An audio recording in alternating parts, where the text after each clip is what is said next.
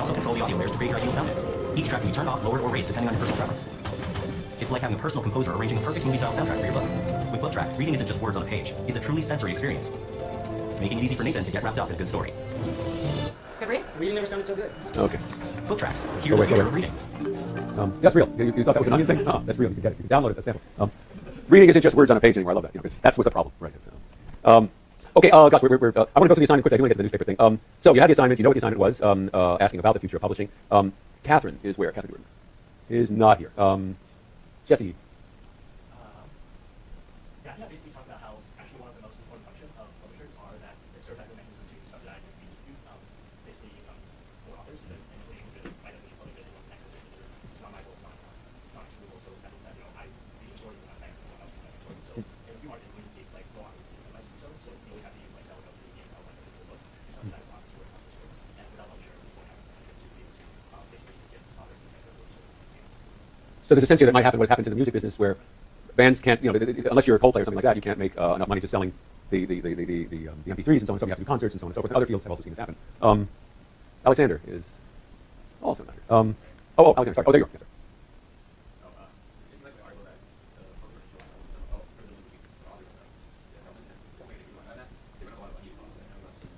So eliminate the middleman and you'll save all those extra margins. You got to.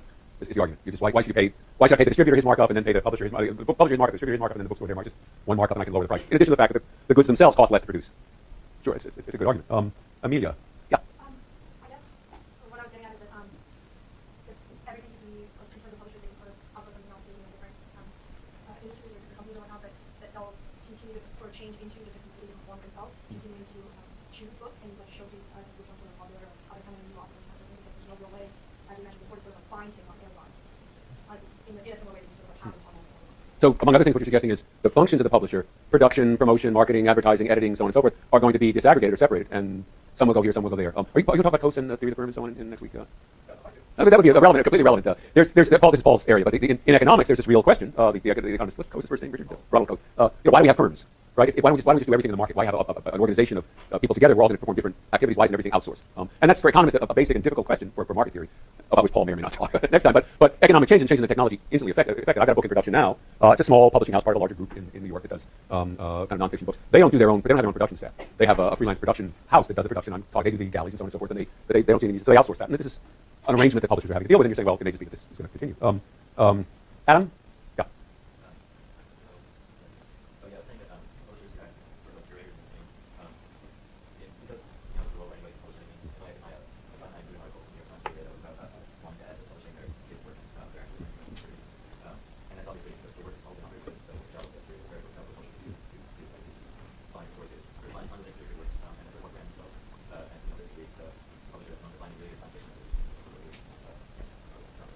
That's certainly true. It's publishers in other nations are better branded than they are here. France, for example, Say and Minuit and so on. These are publishers who are very well known as publishers.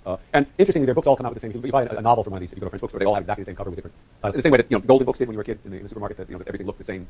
And the publisher has much more influence. That imprimatur, literally imprimatur, the thing is printed, sells a lot of books for them. Less than here. I mean, here there are certainly cases of that. Golden Books is one. Children's publishers is one. And there are houses like Farrar Straus and so on that are well-known houses. You see, I don't know how much the average book buyer looks for that, but certainly the reviewers do. A novel comes in from Farrar Straus, it gets a much more serious reading than if it comes in from, is it Ex Libris, the Vanity electronic publisher? It's the Vanity publishing, which is what I call it. It's been around forever. The majority of books from Vanity Press, I just learned a couple of years ago, are not biographies or autobiographies. So they're stories about people's medical problems or the death of some people had something they wanted to get off their chest and they wrote it down. And they got it. I'm going to move on to. I wish we spent more time. I want to move on to newspapers. We want to get to this stuff. Will newspapers go under? For sure. Everybody's going to tell you if you look in the press. This is the end of the newspaper. This is the end of the newspaper. There's an article by Eric Alterman in the New Yorker about Huffington Post and the end of journalism. Eric is a friend of mine, by the way. He's got a new book out. He's getting a reading.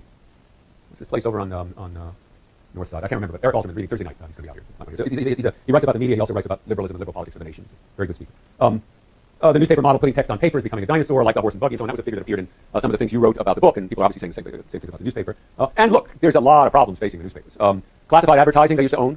Now they don't. Craigslist has taken it all away. If you've got an old bookcase to sell, if you've got if you're doing odd jobs, if you've got a used car, all the things, a pet that you used to advertise in the San Francisco Chronicle or the East Bay Tribune or whatever, you now advertise online at Craigslist or some other site.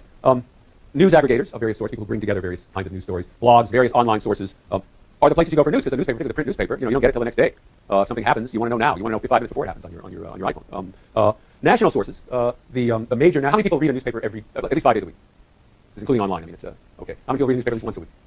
So pretty much everybody reads a newspaper. Of the newspapers you read, how many read newspapers other than the New York Times or the Washington Post or USA Today or some national paper? You read what? I'm sorry?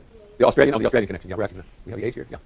So maybe a local paper, which you read online, obviously you don't get the age. Other papers that people read? Yeah, Michael? Okay, financial papers, probably the Wall Street Journal as well. People may read if they're particularly interested in business or technology or so on. People read these things online. If you do read them online, you're much more likely to go to a national paper. There's a larger proportion of people go to a national paper rather than a local paper. Used to be you got your political news and your national news from the San Francisco Chronicle, the St. Louis Post-Dispatch, whatever the local paper was that came to your doorstep in the morning. Now you're more likely to go to a national paper. So the New York Times, which owns the Boston Globe, takes a bunch of audience away from the Boston Globe, except for people in Boston who need the local stories about local politics. Free dailies of various sorts. This has been going around for a long time. The Birmingham Metro, this for Paul's benefit, was a free sheet, they called it in the UK. The first one in 1984. It was actually called the Birmingham Daily News then. The alternative weeklies, the Berkeley Barb was a famous one, long gone, but famous in the 60s and 70s. Or the Guardian or the Village Voice, which when I was a kid was already around in New York City and still around. And then it cost something, now it's free. In a place like San Francisco, there must be 20 of these things. The Castro Courier, the Marina Times, El Tecolote, which is my local paper. I mean, when I see them in the boxes on my corner, the Sunset Beacon. Each of them having, in addition to local stories, having ads from the supermarket and the guy who sells furniture on the corner and the local realtor and so on and so forth. Again, and particularly in the suburbs, these suburban weeklies, which have lots of classified ads and so on, have sucked a lot of advertising away from the traditional papers. They're also competing online with lots of other sources. The time was that newspaper was the only place you could go to buy San Francisco. Now you can buy it from any number of sites online that have nothing to do with news. We're also offering ads to people who are coming on with IP addresses in the San Francisco area. So they're hammered on all sides of newspapers. Not surprisingly, circulations are going down. The blue line here, the one on the lower left, workers employed in newspaper publishing since 1980, boom, off a cliff. Circulation of national newspapers, boom, again off a cliff, more dramatic in the United States than anywhere else. Where the loyalty to a newspaper has not ever been as strong, maybe except apart from certain few markets, as it is in the UK and France and Italy. More people now get their news online, slightly more than get it from the newspaper, though neither is as high as get it from television. The majority of people have been getting their news on television for a long time. So you get these dire predictions. This is some futurist puts this up. By 2017, this is like the Microsoft predictions about the book. The last American newspaper published 2018 in the UK, 2029 in France, and so on. The Russian president survived to the 2030s, according to this prediction.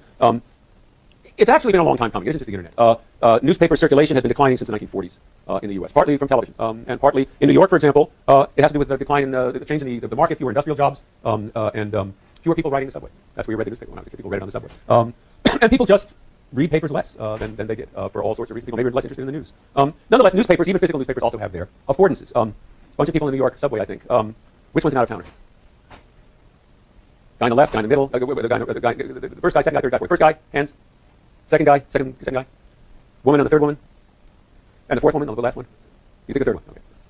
It's the one on the left. How do we know that? Because he's the only one who's not reading the newspaper the way a New Yorker does, which is to say, fold it in a certain way. Pull out your papers. Now, I need somebody to be a volunteer. Why don't you come down since the age is your paper? You want to pull out your newspaper? I want to teach you how to read a newspaper like a New Yorker, then you'll go home again tonight and say you learned something in school.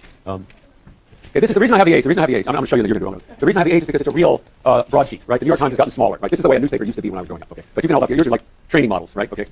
So now if you have several sections and you feel ambitious, you put them all together. That's the advanced course, okay? All right. We're on a subway, right? We're on a subway and we're rattling back and forth and so on and so forth. So we want to read this paper. We don't want to get other people. So first we're going to fold it vertically like this, right?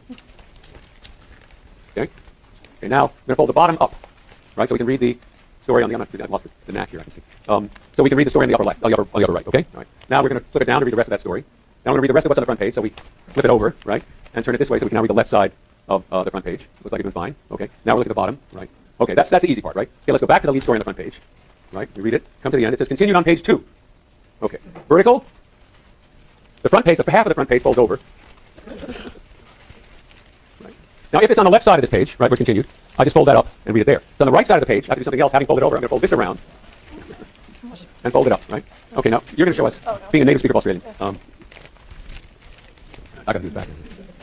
Right. Okay. All right. Here. So I have to do We have to do this back. Yeah. Okay. Halfway down the front. Right. Okay. Okay. That's good. All right. Now let's just go to page 2. Okay. So okay. There. Voila. And then if you want to go to the other side of page 2. Great. I give you this to keep, but it's the only broadsheet we have. When I was a kid, you learned that in high school in New York. More to the point, the newspaper has other functionalities that, for those of my generation, important. I mean, the idea of taking the Sunday Times and spreading it out over a table and being able to share sections and leaf through it. It's a more efficient way of getting through the thing. Just looking to see what's there. And then there's other things like reading the comics, with your kids. Reading the funny papers on an iPad is just not the same. And even I think most 4-year-olds will find that. In fact, children's books, small children's books. Although kids are reading, doing a lot of reading on the iPad, the idea of a children's book, the idea that we talk about each volume being consecrated to a single story is crucial for children. We talk about it because kids learn that if I pick out this object long before they know how to read, it's consecrated to Goodnight Moon. Right? Picking up this object evokes in mommy's mouth the story Goodnight Moon, and that connection is a very early stage, an important stage of pre-literacy. Future of news.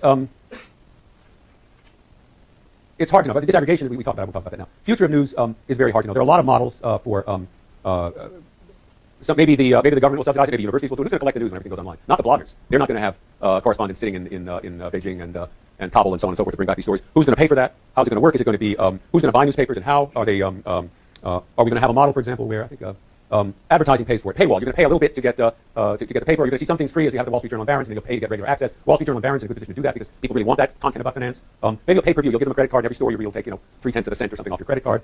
Maybe you'll just buy all of Hachette or all of Scribner's or all of Simon Schuster for one payment, and that'll be the way it works. ISPs maybe will pay for it. There'll be a tax the way there's in the UK for the BBC. Foundations, universities, there are projects coming out of here. Bay Citizen is one. It's very interesting. That has a arrangement with the New York Times. The stories you see on the San Francisco pages of the New York Times often come from Bay Citizen. Last man standing, just everybody for himself. We'll see who's left. It's the New York Times and Wall Street Journal and so on are left. The others fold. They'll get that market and they'll be able to do something with it. Okay, next time we lose scholarly publishing. Social implications of the internet, Paul. Any? That's going to be talking about the deficit. Okay. See you then.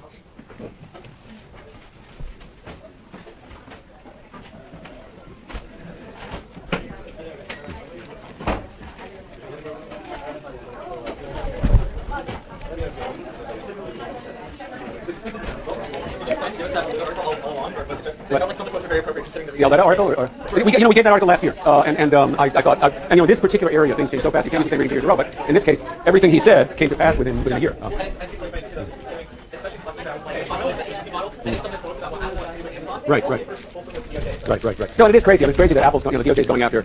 In this particular case, Apple is a small player. It's like going after Microsoft over Internet Explorer, right? I mean, Microsoft's a big company, but this is not where Microsoft's the problem. So, I think it's disappointing is like, it's really just a matter of not even that they care about the agency model, but just the conclusion in general. So prices really won't change in the long term. Well, yeah, it'll be interesting to see. I mean, Amazon, if I had more time, today's thing I didn't plan well, but Amazon, shoot.